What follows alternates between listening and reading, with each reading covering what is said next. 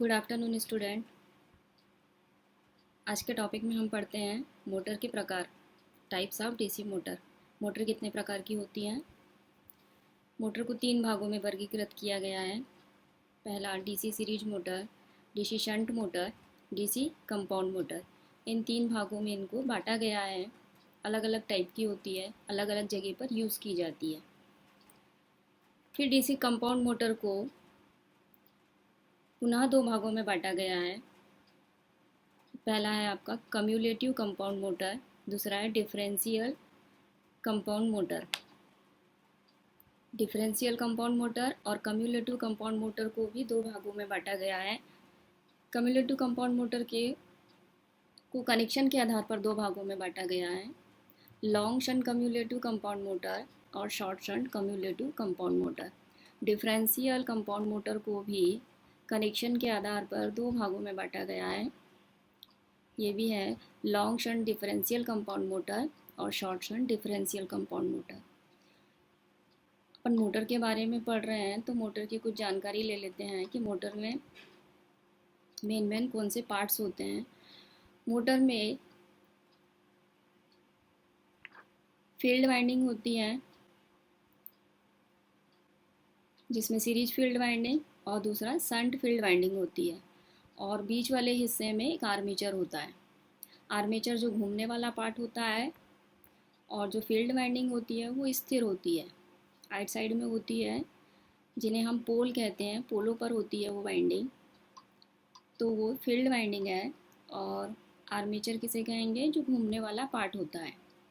और इसके अलावा इसमें कार्बन बुश होते हैं, क्योंकि अपन डीसी मोटर पढ़ रहे हैं इसलिए इसमें कार्बन बुश होते हैं। इसमें सिंबल दिए गए हैं, इसमें 3 सिंबल दिए हैं।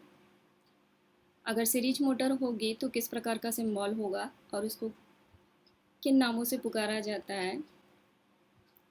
शंट मोटर होगी तो किस प्रकार की होगी, उसका सिंबल कैसा होगा।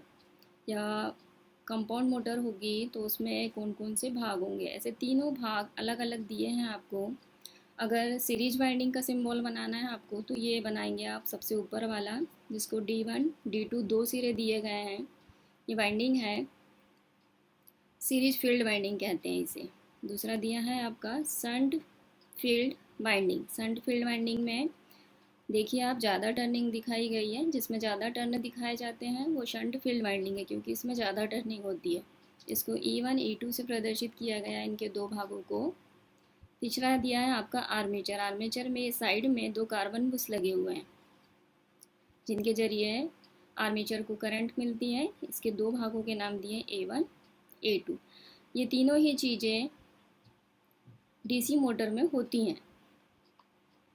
यहाँ देखिए, यहाँ पे सर्किट डायग्राम दिए गए हैं सभी के। पहला सर्किट डायग्राम दिया गया है आपका सीरीज मोटर का। सीरीज मोटर में ये सीरीज फील्ड वाइंडिंग है। ये मोटे तार की कम टर्निंग वाली होती है, जिसको D1 D2 से प्रदर्शित किया गया है, इनके दोनों सिरों को। आर्मेचर के 2 पॉइंट दिए गए हैं, A1 और A2। ये आर्मेचर है और ये सीरीज फील्ड वाइंडिंग है। यहाँ से इसको सप्लाई दी गई है, प्लस और माइनस, मतलब डीसी सप्लाई देना है आपको इसको, क्योंकि ये डीसी मोटर है, डीसी पर चलती है, इसलिए इसको आपको डीसी सप्लाई देना है। सेकंड पॉइंट दिया है आपका डीसी शंट मोटर। इसका सर्किट डायग्राम देखिए, यहाँ पे दिया है। यहाँ से इसको सप्लाई देना है, प्लस और माइनस डीसी सप्लाई देना है। ये आर्मेचर के 2 पॉइंट हुए, A1 और A2।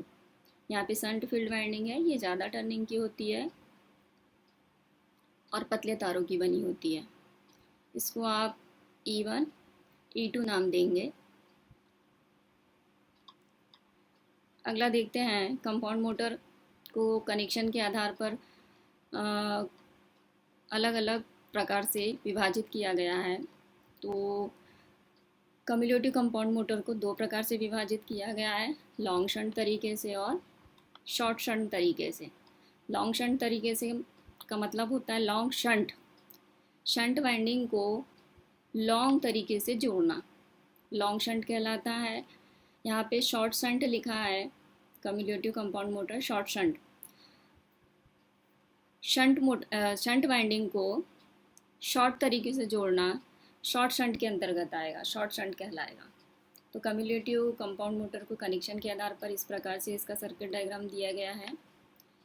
पहले वाले चित्र में देखिए, लॉन्ग शंट में ये आर्मेचर के 2 पॉइंट हैं, A1 और A2। D1 और D2 जो है वो सीरीज फील्ड वाइंडिंग के टर्मिनल हैं, E1 और E2 शंट फील्ड वाइंडिंग के टर्मिनल। इस प्रकार से आपको इसके कनेक्शन करना है। वैसे शॉर्ट शंट में देखिए आप, ये आर्मेचर के 2 पॉइंट दिए हैं, A1 और A2। ये शंट फील्ड वाइंडिंग के टर्मिनल दिए हैं, E1 और E2। ये सीरीज फील्ड वाइंडिंग के टर्मिनल है, D1 और D2। इस प्रकार से इसके कनेक्शन करना है तो ये शॉर्ट शंट कहलाएगा। डिफरेंशियल कंपाउंड मोटर को भी 2 भागों में कनेक्शन के आधार पर विभाजित किया गया है, जिसमें पहला दिया है long shunt differential compound motor. Long shunt मतलब शंट को आपको लॉन्ग तरीके से जोड़ना है, दूर से जोड़ना है। ये लॉन्ग तरीके से जोड़ा गया है। यहाँ से देखिए ये काफ़ी लंबा है, सर्किट डायग्राम में देखिए ये काफ़ी दूर से जोड़ा गया है, इसलिए इसको लॉन्ग शंट कहेंगे। इसमें आर्मेचर के 2 पॉइंट दिए गए हैं। ये आर्मेचर है आपका, जिसका A1 और A2 सिरा है। ये सीरीज फील्ड वाइंडिंग के 2 टर्मिनल है, D1 और D2। ये शंट फील्ड वाइंडिंग के 2 टर्मिनल है, E1 और E2। इस प्रकार से जोड़ा गया कनेक्शन डिफरेंशियल कंपाउंड मोटर कहलाता है। और लॉन्ग शंट, लॉन्ग तरीके से जोड़ा गया तो वो लॉन्ग शंट के अंतर्गत आएगा। इसी में अगला देखते हैं differential compound motor short shunt तरीके से जोड़ना। ये शॉर्ट तरीके से जोड़ा गया है शंट वाइंडिंग को। ये शंट वाइंडिंग के 2 सिरे हैं, E1 और E2। आर्मेचर के 2 सिरे A1 A2। ये सीरीज फील्ड वाइंडिंग के 2 टर्मिनल है, D1 और D2। इस प्रकार से किया गया connection short shunt differential compound motor कहलाता है। अलग अलग तरीक़ों से जोड़ना कंपाउंड मोटर को, अलग अलग तरीक़ों से उसके कनेक्शन करना, उसके आधार पर उनके नाम बदल दिए गए हैं। अब इनको इस प्रकार से कनेक्शन इसलिए किया जाता है, कंपाउंड मोटर को इतने प्रकारों से कनेक्शन अपन इसलिए करते हैं क्योंकि अलग अलग जगहों पर अलग अलग मोटरों का यूज़ होता है, उसके हिसाब से उसके कनेक्शन किए जाते हैं। अगली क्लास में हम इसका डिटेल पढ़ेंगे। जितने भी सर्किट डायग्राम यहाँ बने हैं इनका डिटेल पढ़ेंगे। Thank you.